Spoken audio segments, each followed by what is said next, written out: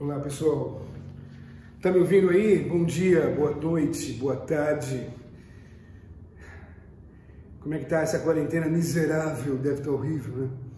A gente vai gravar agora em várias partes, porque senão leva um século para baixar no YouTube, duas aulas especiais que seguem o conteúdo da apostila alfa.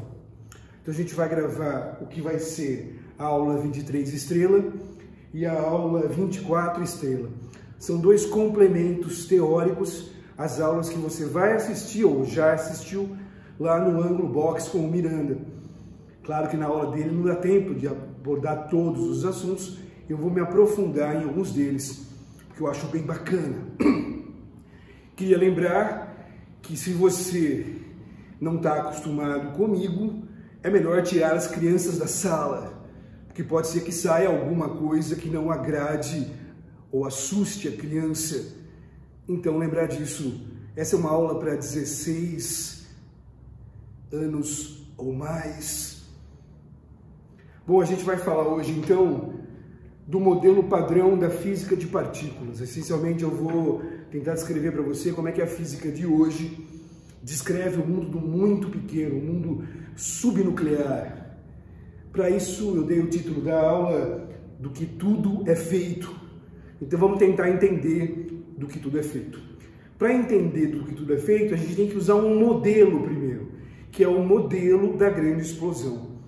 Porque o universo deve ter começado de alguma maneira, pelo menos existem muitas pessoas que acreditam nisso, e esse começo do universo teve um momento, teve um T igual a zero há 13,8 bilhões de anos no passado. Essas são as contas que fazem os astrofísicos. Então, se você acompanhar aqui comigo, a gente tem há 13,8 bilhões de anos atrás uma grande explosão, o que eles falam em inglês, o grande bang.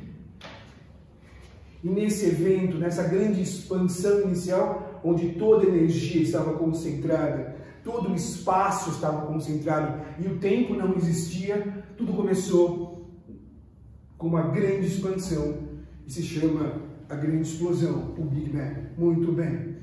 A partir desse momento, essa energia, obviamente a uma temperatura quase impossível de imaginar, começou a esfriar. De acordo com a equação do Einstein, que vai ser abordada, se eu não me engano, na aula 24, já foi abordada ou vai ser abordada, dependendo se você assistiu ou não essa aula, energia e massa são duas faces da mesma moeda. Existe uma equivalência entre energia e massa, o que significa que o que é energia pura, num dado momento vai se condensar e vai dar origem ao que a gente chama de matéria. Quando a gente pensa no que tudo é feito, a gente se pergunta do que as coisas são feitas, do que é feito uma maçã, do que é feito um elefante, do que é feito uma montanha. E aí a ideia é que isso é feito de matéria, e da onde veio essa matéria? Dessa energia inicial que se condensou. Então, num dado momento no universo, a gente pode imaginar que a gente tem a matéria.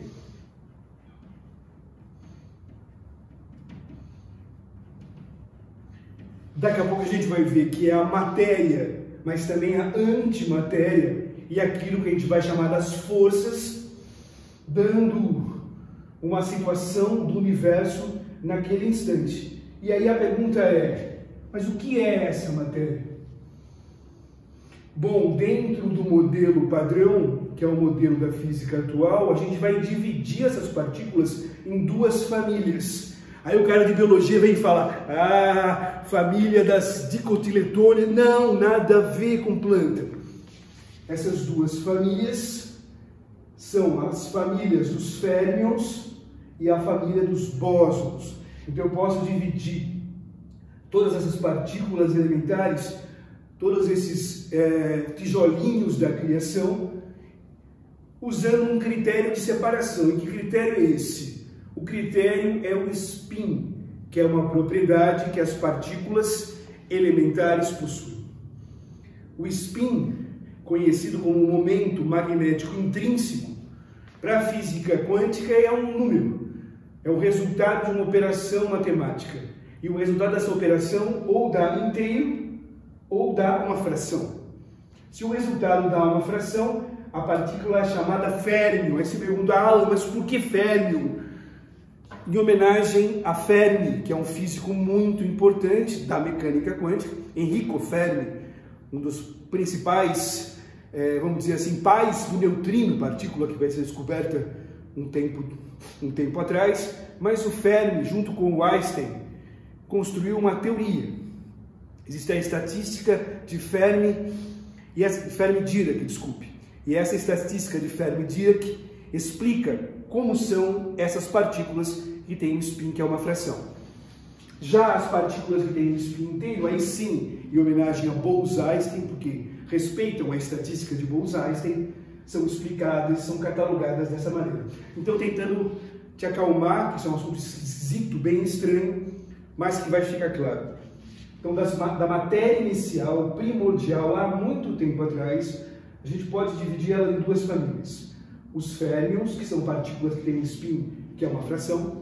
Spin é uma propriedade, assim como massa, carga elétrica, encanto, carga colorida. Existem várias propriedades que compõem e caracterizam uma dada partícula. Os férmions, então, têm um spin, que é uma fração, mais meio, menos meio, por exemplo. E os bósons são as partículas que têm um spin inteiro. Daqui a pouco eu vou diferenciar as duas de modo mais claro.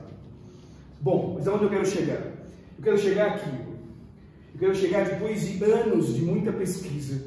E essa pesquisa é teórica e experimental. É preciso entender que para conhecer o que existe dentro da matéria, a gente tem que usar um microscópio super especial.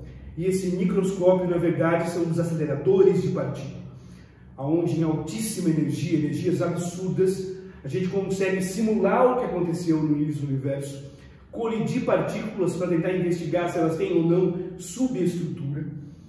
E foi através de muita pesquisa, isso começou lá nos anos 70 e caminha até hoje, né? Esse modelo aqui fechou em 1995 com a descoberta desse último quark, que eu já vou explicar o que é.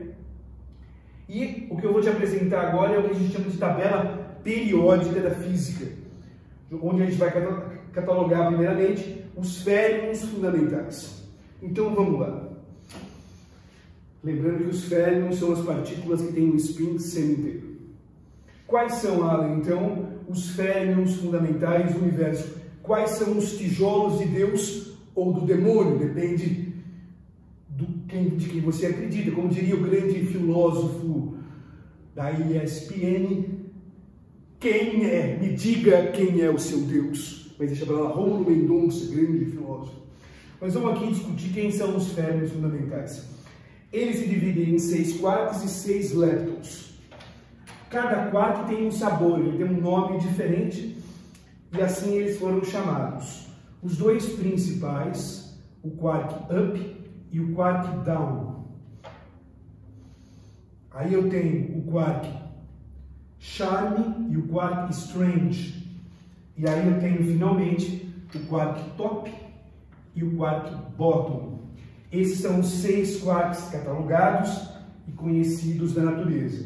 Eles têm massas diferentes e eles têm cargas elétricas também diferentes. Eu vou anotar aqui do lado a carga elétrica dessa linha.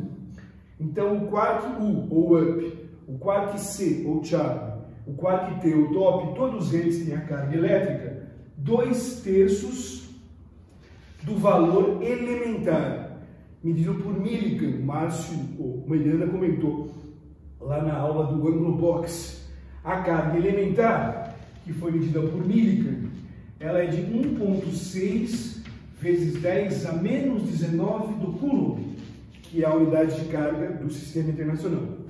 Então, o up, o charme e o top, todos esses 3 quarks têm a carga de 2/3 da carga elementar. Já o down, o estranho e o bottom tem a carga elétrica negativa de 1/3 daquele valor, então é 1/3 de E.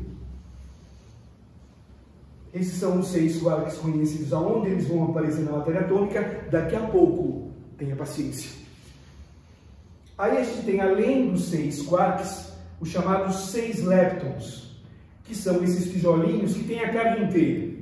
São eles os 3 neutrinos, o neutrino eletrônico, o neutrino muônico e o neutrino taônico. O nome já ajuda, né? Neutrino, animal. Quanto você acha que é a carga dele? Se ele é neutrino, a carga dele só pode ser 0. Então eles são os leptons neutros. São os leptons que têm carga 0. Aliás, os neutrinos têm uma massa muito pequena, desprezível, invejável. Você, como eu, tem essa forma de chupeta de baleia, adoraria reencarnar um neutrino, porque a massa dele é praticamente nula. Ele flutua, ele não anda, ele flutua. E para completar esse teclado divino aqui, esses tijolinhos fundamentais do universo, a gente tem o elétron, finalmente alguém que você já ouviu falar. Aqui está o elétron. Então o elétron que você conhece lá das aulas de química e das aulas de eletricidade, o elétron é o lepton do modelo padrão da física. Ele tem dois primos mais gordinhos, como se fossem elétrons com massa maior, um pouco mais instáveis, que são o próprio muon e o próprio tau. O elétron, o muon e o tau têm carga elétrica menos 1e, ou seja, essa carga com sinal negativo. Está pronto aqui, ó. Se eu pensar lá no universo, quais são os férmions fundamentais que compõem a matéria? Os 6 quarks, up, down, charm, strange, top e bottom. Os 3 neutrinos, o elétron, o muon e o tau. Tudo que você tiver além disso é feito disso. Esses seriam os tijolinhos mínimos, então, do modelo padrão. Muito bem. Vamos agora explicar para você por que você nunca ouviu falar, provavelmente, de um quark. Porque o quark, ele nunca aparece sozinho. Ele nunca aparece como a gente está na quarentena, isolado. O quark sempre aparece em duplas. Na verdade, ele aparece em duplas ou em tripletes. Então, ele anda sempre de gangue, vamos dizer assim. Então, a gente vai chamar as partículas que são formadas por esses caras de hadrons, partículas pesadas, hadron. Os hadrons se dividem em duas subfamílias. A partícula vai ser chamada bárion se ela tiver na sua estrutura 3 quarks. Então, se a partícula tem na sua estrutura 3 quarks, ela vai ser chamada bárion. Se a partícula na sua estrutura tiver 2 quarks, ela vai ser chamada meson. Na verdade, vai ter que ser um antiquark e um quark. Ah, professor, o que é um antiquark? Daqui a pouco eu explico, animal. Daqui a pouco. Mas retomando, tudo que vai ser formado por quarks, porque os quarks não aparecem sozinhos, são chamados hadrons. Existem 2 tipos de hadrons principais, os baryons e os mesons. A partícula é bárion quando é formada por 3 quarks. E a partícula é meson quando formada por 2 quarks. Na verdade, um quark e um antiquark. Aí você pergunta, mas Alan, cadê o próton? Eu quero chegar no átomo. Cadê o nêutron? Vem comigo. Está aqui, ó. O próton é um hadron. O próton é um bárion formado por 3 quarks. Mas quais quarks?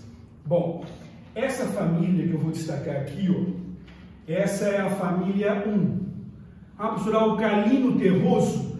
Não, animal, não é química! A família 1 aqui é a família dos férmions mais estáveis. Eles têm uma vida média maior.